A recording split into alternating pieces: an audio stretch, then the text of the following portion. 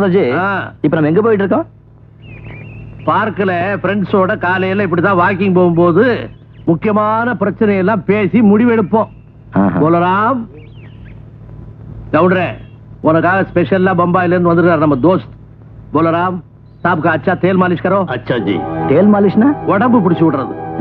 உடம்புல ரத்த காயமே இல்லாம கைய கால புடிச்சு விடுவான், முறிச்சு விடுவான். मेरा दोस्त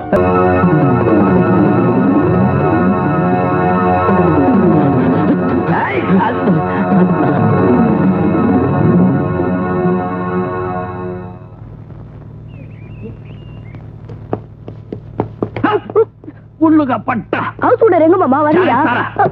என்ன மாமா? ஃபிக்ர் மத் கர் பேட்டி, எல்லாம் முடிச்சிட்டேன். அண்ணே, நீங்க இந்த வீட்டுக்காரர் அடிச்சு போடலையே? நான் அடிச்சா அந்த பொடி பையன் தாங்குவானா? ஆனா நாங்க ஒருத்தர் நல்லா புரிஞ்சுக்கிட்டோம். இனிமே உனக்கு ஒன்றும் பிரச்சனை இல்லை.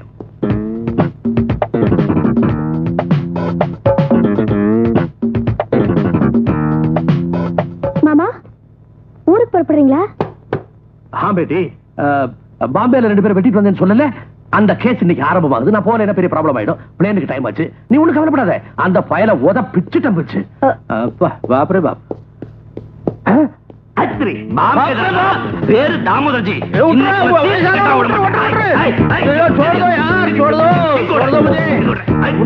வயசானவன விட்டுருப்பா, மன்னிச்சு விட்டுருப்பா.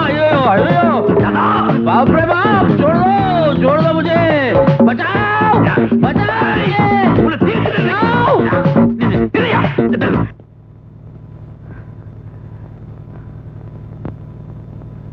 உங்க பாம்பே மாமா தாமோதர்ஜி நம்ம கையில மாட்டாம போயிட்டாரு. மாட்டிருந்தாரு நேமத்தாம்பாளைய மாலிஷ்லன்னு காட்டிருப்பேன். பாட்டவா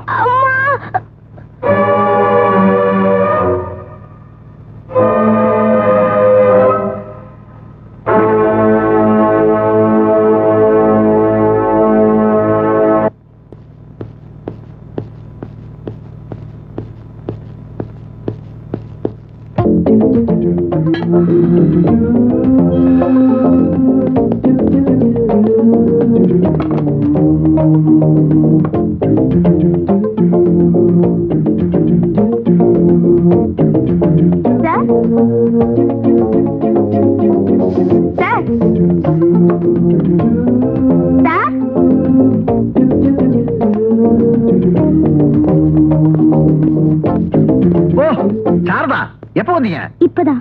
வாங்க. ஆபீஸ் போற வழியில உங்களை பார்த்துட்டு போலான்னு வந்தேன். உட்காருங்க.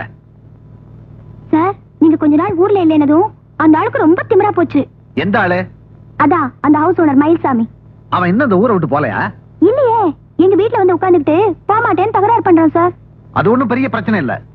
2 தட்டு தட்டி நான் வெளியே அனுப்பிச்சிடுறேன். அதான் முடியாது. எங்க மாமா தாமோதரனே அடிச்சு விரட்டிட்டான். பயங்கர முரடனா இருக்கான் சார். தட்டி பாக்குறேன். கேட்கலன்னா சட்ட பிரகாரம் என்ன செய்யணுமோ செஞ்சு வெளியே அனுப்பிச்சிடுறேன். Thank you sir. அப்போ நான் மத்தியானத்துக்கு மேல ஸ்டேஷனுக்கு போன் பண்ணி விவரத்தை தெரிஞ்சுக்கிறேன். போன் வேணாம். அப்ப நான் நேர்ல வந்துடுறேன் சார். இல்ல வேண்டாம். ஸ்டேஷன் சரியான இடம் இல்ல.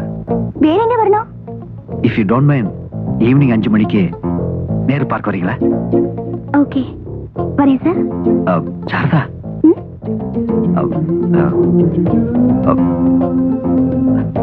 ஒண்ணு இல்ல. Evening Nehru park.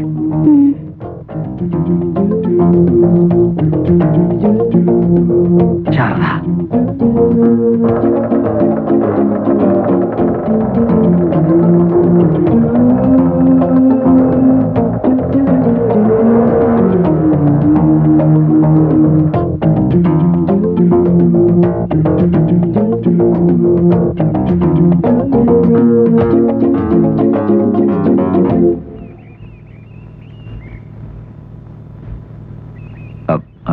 Good evening Sharada. Good evening sir. அந்த ஹவுஸ் ஓனர் என்ன சொன்னாரு? சொல்றேன், அவசரப்பட வேணாம்.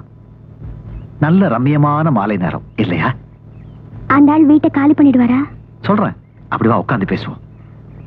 சார், விவரத்தை சொல்லிட்டா நான் போயிடுவேன். அவளை சீக்கிரம் அனுப்புறதுக்காக நான் வர சொன்னேன். உங்ககிட்ட நிறைய விஷயங்கள் பேச வேண்டியிருக்கு. சாரதா, வா. நந்தவனம் பூத்திருக்கா?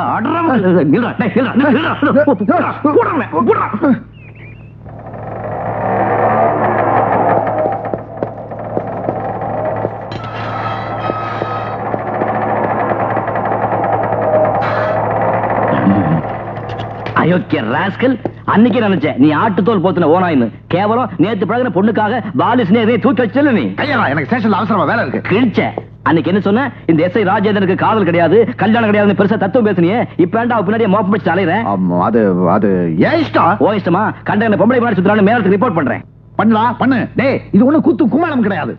பரிசுத்தமான காதல், பவித்திரமான காதல். டேய் அவளை நான் கட்டிக்குவேன். என்னடா செய்வேன்? கட்டிக்குவேன்?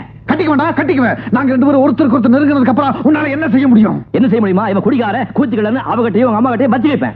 வத்தி வைப்ப? நீ வத்தி வச்சு அவங்க நம்பலாம் தானே? நானும் வைப்பேன், காசு கொடுத்து ஆள் வச்சு வைப்பேன். டேய் அனாவசியம் அப்படி எதுவும் பண்ணிடாதடா. அந்த அளவுக்கு உனக்கு பயம் இருக்குல்ல? அதுக்காக இப்படி அசிங்கமான முறையில என்ன தோக்கடிக்கிறது? முறையை பத்தி எனக்கு கவலை இல்ல, என் லட்சியம் தான் எனக்கு முக்கியம். என்ன லட்சியம்? அவங்க வீட்டை காலி பண்ணணும், அதுக்கு நீ வழி பண்ணணும். நான் சொன்னா அவ கேட்க மாட்டா. மயில்சாமி, இப்ப இருக்க சூழ்நிலையில நானும் சாரதாவும் ஒரு 50% தான் முன்னேறி இருக்கான். 50% நீ அவளை நோக்கியா உன்ன நோக்கியா? நாங்க ரெண்டு பேருமே. நான் மட்டும்தான் நினைச்சேன் இந்த மூஞ்சி லவ் பண்ற அளவுக்கு அவளுக்கு என்ன பைத்தியம் முடிக்கலையான்னு. விடுறா, இப்போ நீ அவளை கல்யாணம் பண்ணிக்கணும், அவ்வளவுதானே. என் அறிவையும் திறமையும் பயன்படுத்தி அவளை கட்டி வைக்கிறேன். பதிலுக்கு எனக்கு என்ன பண்றேன்? என்ன செய்யணும் சொல்றா செய்யறேன். சாரதா காலத்துல தால் ஏறினதும் அவளையும் அவன் குடும்பத்தையும் நீ உன் வீட்டுக்கு கொண்டாந்து குடி வைக்கணும். இது ஒரு பிரச்சனையே இல்லையே. இதுல பிரச்சனையே அதான்பா. அவங்க வீட்டை காலி பண்ணா தான் என் கடனையே அடைக்க முடியும். இத பிரதிகாரமா கேட்கல, எனக்கு வேற வழி இல்ல. இந்த விஷயத்துல நீ சந்தேகப்படவே வேணாம். கல்யாணம் வீடு பாத்திரமும் ஒரே நாள்ல நடக்கும். உண்மையாவா? உண்மைதான். அப்போ இந்த விஷயத்தை வீட்டுல சொல்லிடு. இது எங்க அப்பாவுக்கு தெரிஞ்ச பிரச்சனை ஆயிடும். ஏன்னா எங்க அப்பா கேட்கிற சீர்தனத்தை அவங்களால கொடுக்க முடியாது. அதனால ஒத்துக்கவே மாட்டாரு. அப்படின்னா இப்ப என்ன பண்றது? எங்க மாமா தேனிலவுல இருக்காரு. இன்னுமா? தேனிலவுன்ற பத்திரிகை நடத்துறாரு. அவரால் தான் எங்க அப்பாவை சரி கட்ட முடியும். முதல்ல அவர் வர சொல்லு, மத்த விஷயத்துல நான் பாத்துக்கிறேன். மயில்சாமி, கேட்க மறந்துட்டேன், உனக்கு எப்ப கல்யாணம்? உன் கல்யாணத்தை பத்தி பேசுறப்போ என் கல்யாணத்தை பத்தி விசாரிச்சியே, அதான்டா நண்பன். கண்ணா, தலவாழ இலையில பரிமாறுறது விருந்துக்கே கௌரவம். ஆனா அந்த இலைக்கு தெரியாது விருந்து முடிஞ்ச கையோட தன்னை எச்சலைன்னு தூக்கி எறிஞ்சிடுவாங்கன்னு. எங்க குடும்பத்தை பொறுத்த வரைக்கும் தலவாழ இலையும் நான் தான், எச்சலையும் நான் தான்.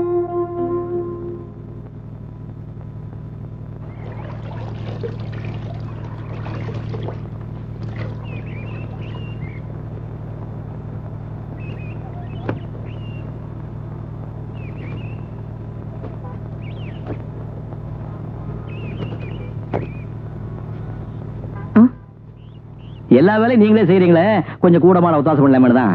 தேவையில்லை, என் வேலையை நானே செஞ்சுக்கிறேன். மார்க்கெட்டுக்கு போறேன், கறியா மீன் ஏதாவது வேணும் சொல்லுங்க, வாங்கிட்டு வரேன். ஒண்ணு வேண்டாம், எங்களை தொல்லை பண்ணாம இருந்தா அதுவே போதும். நீங்க நினைக்கிற மாதிரி நான் மோசமான ஆள் இல்ல, ரொம்ப நல்லவன். மத்தவங்களுக்கு ஏதாவது செய்யணும்னு நினைக்கிறவன்.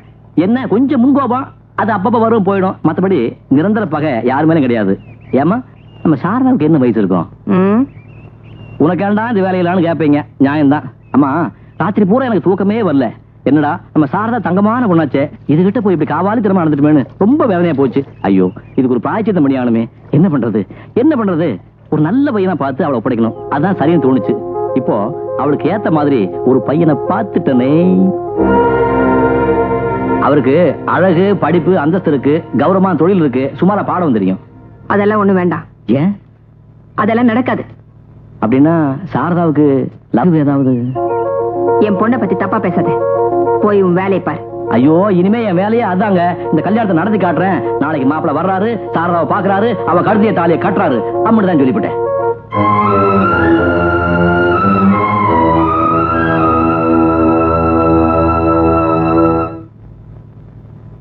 என்னடா ராஜேந்திரா, நான் ஸ்டேஷனுக்கு போயிருந்தேன், நீ லீவ் போட்டுட்டா சொன்னாங்க. ஆமா, ஏன் லீவு? நீங்க வர்றப்ப கொஞ்சம் நிம்மதியா உட்கார்ந்து பேசலாம்னு நினைச்சேன். அதானே, நீ எழுதி இந்த லெட்டரை படிச்சேன். உனக்கு எப்படா கல்யாண ஆசை வந்தது? சார் யாரு? கல்யாண புரோக்கரா? ஆமா, என் கிளாஸ்மேட் மயில்சாமி. ஒண்ணும் இல்ல, இந்த கொடை பையெல்லாம் பார்த்ததும் புரோக்கரோன்னு, சாரி கல்யாண புரோக்கரோன்னு நினைச்சிட்டேன். உட்காருங்க.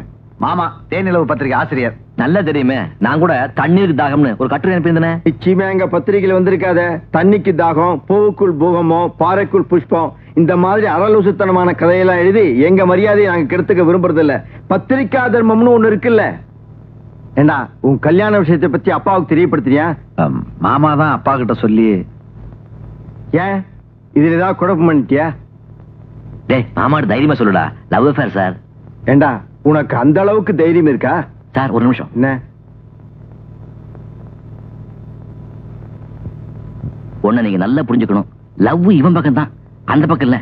பட் எப்படியாவது கல்யாணத்தை முடிச்சிடணும், இல்ல இந்த பையன் தூக்கிடுவான். பித்தம் அந்த அளவுக்கு ஏறி போச்சா? பொண்ணு அப்படின்னு வாசனையான இல்ல, இந்த பையன் ஆசைப்பட்டு தொலைக்கிறானே, அதுக்காக முடிக்க வேண்டியிருக்கு. ஒரு நிமிஷம். மாமா கிட்ட எல்லாத்தையும் விளக்கமா சொல்லிட்டேன். பட் நான் அந்த வீட்டுல குடியிருக்கிற விஷயத்தை மட்டும் மாமா கிட்ட சொல்லிடாத, அதனால பிரச்சனை வரும். ஒரு நிமிஷம். என்னப்பா நோய் நோய் நோய் நோய்னு? கொஞ்சம் நம்ம புறப்படுவோம். பொண்ணு ஆபீஸ்ல இருந்து வீடு திரும்புறதுக்கு முன்னாடி அம்மாட்ட போய் சரி கட்டிடுவான்.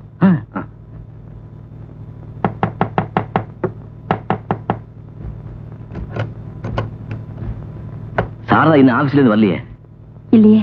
அம்மா, சாரதாவுக்கு மாப்பிள்ளை பாக்குறதா சொன்னேன். இது அவரோட மாமா.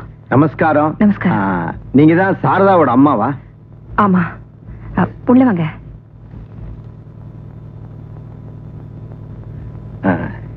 எங்க நீங்க தேனிலவு பாக்குற பழக்கம் உண்டா?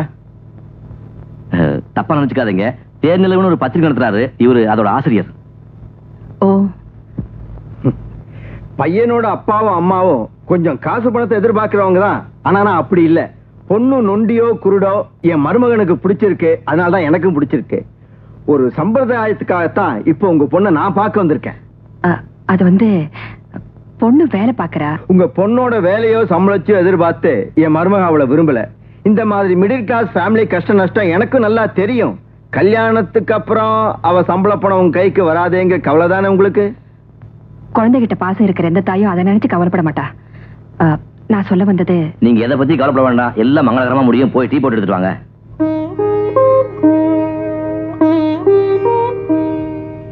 அந்த பொண்ணு வரா. நான் இங்க இருந்த பிரச்சனை ஆயிடும். கொஞ்சம் நல்லபடியா பேசி இம்ப்ரெஸ் பண்ணுவீங்க. ஒரு முக்கியமான விஷயம், அவன் தான் இந்த பொண்ணை லவ் பண்ணா, இவன் அவன் லவ் பண்ண ஞாபகம் இருக்கட்டும்.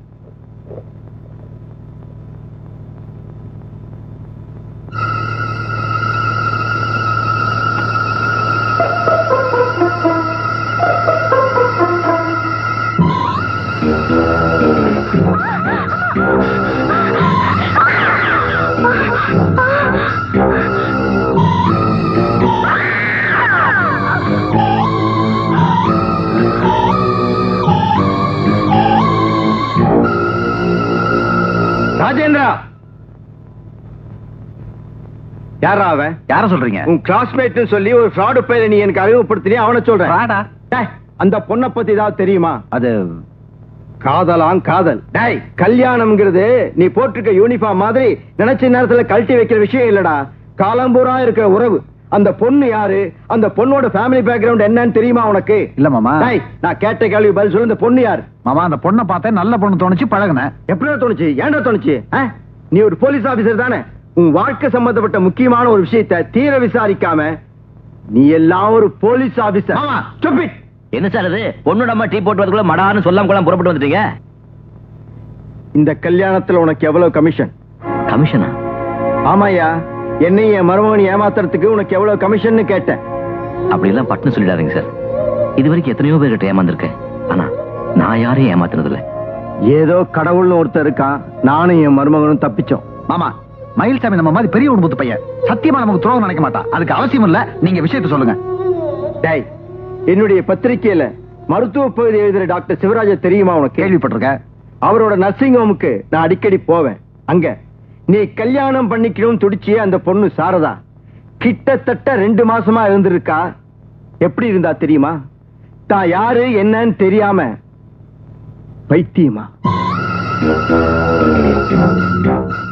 டாக்டர் சொன்னாரு அது ஒரு மாதிரி peculiar and severe case of mental depression. சொல்றேன்னு தப்பா நினைச்சுக்காதீங்க சார். ஒரு ஆணை பத்தி எது வேணாலும் பேசலாம், அது சட்டையில படுற தூசு மாதிரி தட்டினா போயிடும்.